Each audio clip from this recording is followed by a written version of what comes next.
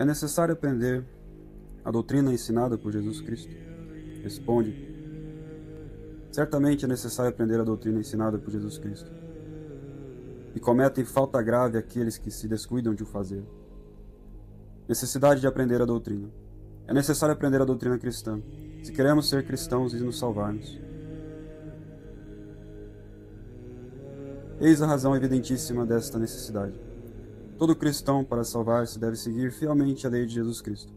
Mas como pode observar uma lei quem não a conhece? Como pode o servo cumprir fielmente a vontade do Senhor, se a ignora?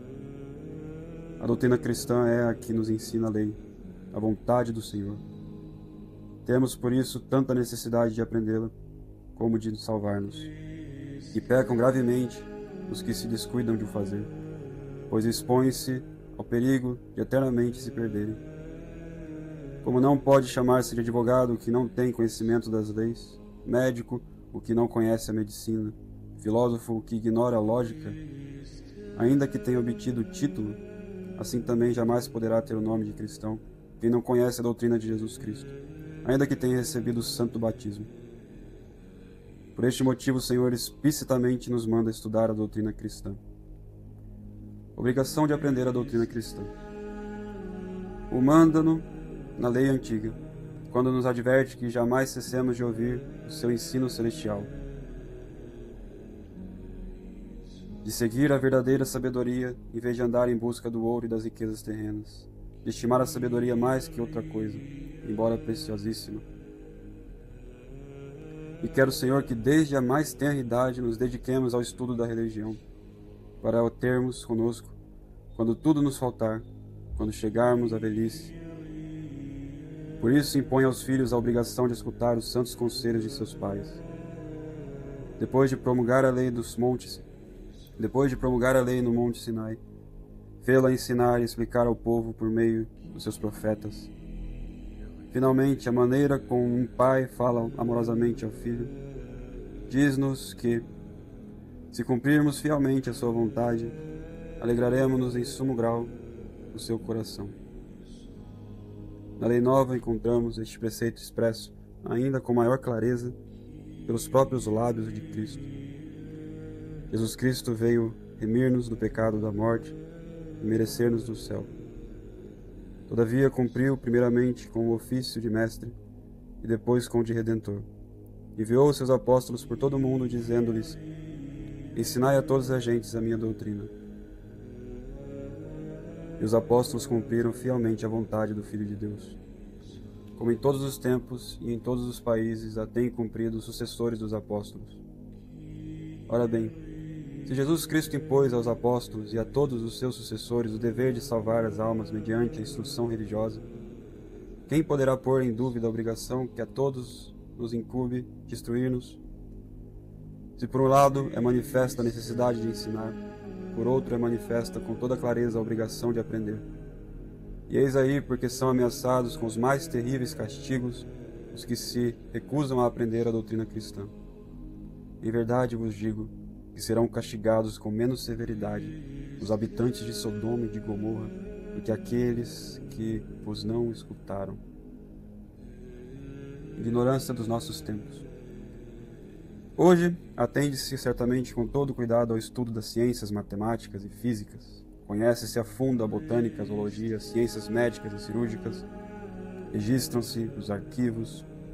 Sabe-se até as maravilhas da história, da literatura, as belas artes, a jurisprudência, as ciências sociais. Mas como se estuda a doutrina de Jesus Cristo? De maneira nenhuma. Ou, em termos de uns, entre aspas, sábio, não pode nem competir com meninos de qualquer povoação sertaneja que tenham feito a primeira comunhão. Até o século XVI, o fim principal dos estudos públicos e privados, o fim último das ciências era Deus, a alma, a vida futura. Numa palavra, tudo o que abrange a metafísica e a teologia. Porém, desde então, e muito especialmente nesses últimos anos, os pensamentos dirigiram-se com ardor febril unicamente para o estudo da matéria. E materialistas se tornaram muitos dos que isso estudam. Envelados e como que extasiados perante o estudo de um átomo, de um infusório, morrem com os olhos fitos na matéria, sem jamais os erguerem para Deus, fonte de todo o bem, princípio e fim de todo o ser criado. Necessidade especial dos nossos dias. E notemos que, em outros tempos, nos podíamos contentar com uma instrução religiosa elementar. Hoje não. E por quê? Porque a nossa fé se vê combatida como um vestido que nos querem arrancar da pele, como uma casa que de pouco em pouco se quer arruinar. Hoje em toda a parte se fala de religião, mas para desacreditá-la, para humilhá-la, para fazer circular ideias falsas e inexatas que escurecem ou pervertem a verdade. E que cristão um dia ou outro se não vê obrigado a sair em defesa do seu credo, no meio de uma conversação. Se diz que no meio de tantas ocupações se torna muito pesado atender ao estudo do catecismo, mas, no entretanto, a menor palavrita, quantos não se voltam atrás ou fogem por falta de firmeza de caráter, filha da convicção? Quantos hoje em dia são vítimas miseráveis da incredulidade, por não terem ideias claras sobre Deus, Jesus Cristo, dogma, moral cristã, os sacramentos? Confessemo-lo, hoje perecemos pela ignorância religiosa. O que fazer então? Instruirmos-nos. Exemplo. Um amigo encontrou um dia o general Lamourier, que num plano assinalava as fases da Guerra do Oriente. 2 livros estavam em cima da mesa, o Santo Evangelho e a Imitação de Cristo. Isto causou admiração ao visitante, e o general respondeu: Senhor, não vos admireis de que eu estude a minha religião.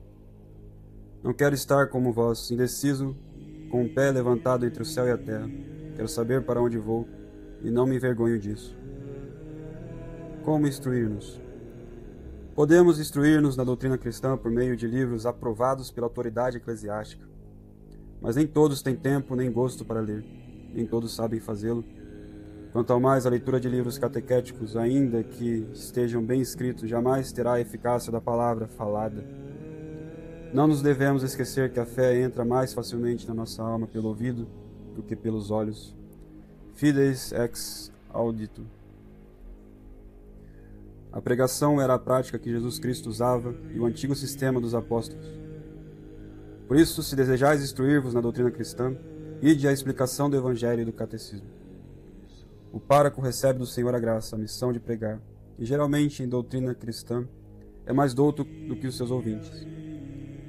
E até mesmo as pessoas cultas devem dele aprender muitas coisas que ainda não tinham aprendido ou que tinham esquecido. Fruto da doutrina cristã. Escutemos o pároco com amor e veneração, e a doutrina que ele nos ensina em nome de Jesus Cristo, alastrear-se-á nas nossas almas como bálsamo benéfico.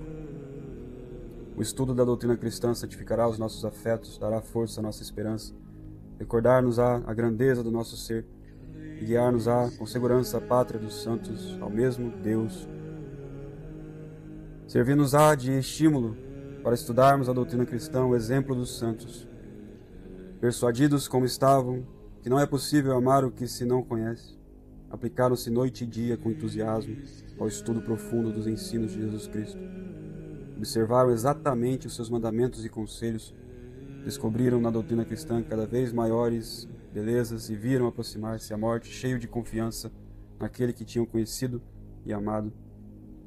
São Jerônimo chama a morte a sua consolação dulcíssima. A minha alma, dizia o santo, está enfastiada neste mundo e suspira por ti, meu Deus. Chegou, afinal, o dia em que se cumpriram seus desejos. Uma febre violenta conduziu aos últimos extremos. Os amigos chorando anunciaram-lhe tristes o termo dos seus dias. São Jerônimo sorriu e, concentrando as suas últimas forças, disse-lhes: Amados filhos, dou-vos graças, Deus vos recompense por ter me dado tão boa nova. Era já tempo de acabar a minha viagem.